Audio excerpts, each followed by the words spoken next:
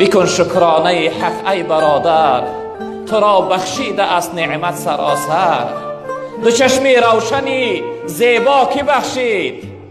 دو چشمی روشنی بینا کی بخشید؟ زبانی شیرینی گویا کی بخشید؟ کی بخشید برای تو؟ کی چشم داد میبینی؟ کی برای تو این نعمت ها را بخشید؟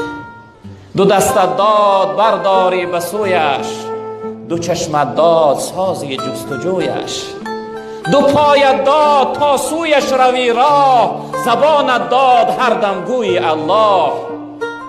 برای غیبت نه، برای دشنام نه، برای تهمت نه، برای منت نه. برای چی؟ برای الله گفتم، برای سبحان الله، الحمدلله، لا اله الا الله. هر کدومش برای چیزی خلق شده است. تا برای چی؟ برای سوی خدا قدم زدن، سوی اطاعت و بندگی خدا قدم زدن.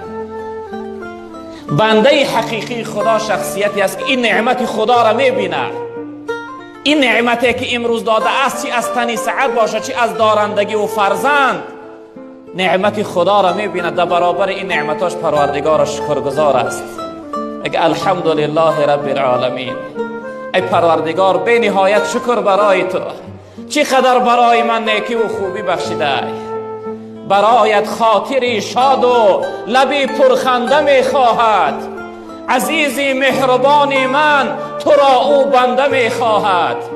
بکاری بد همه نازی، بکاری بد همه نازی، حیاتی خیش میبازی، چرا با او نمیسازی؟ تو را آینده میخواهد. برای چی به خدا خودت درست نمیکنی؟ در عبادت و بندگی خدا برای چی خودت درست نمیکنی؟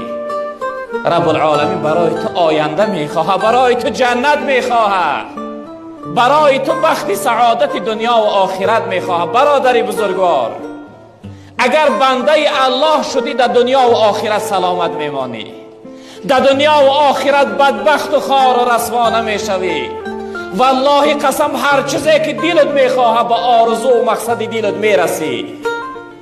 اما سببی که امروز پریشانی، ناراحتی، غم داری، زندگیت پر مشقت شده است، سببش این است که از خدی کشیده الله بیرون شده ای، از بندگی الله بیرون شده ای.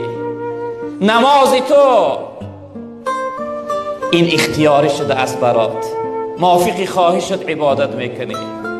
باید خواهش تا نگاه نکنی، باید صاحب تا نگاه کنی. بنده نفس و خواهش نیست، تو بنده الله هستی.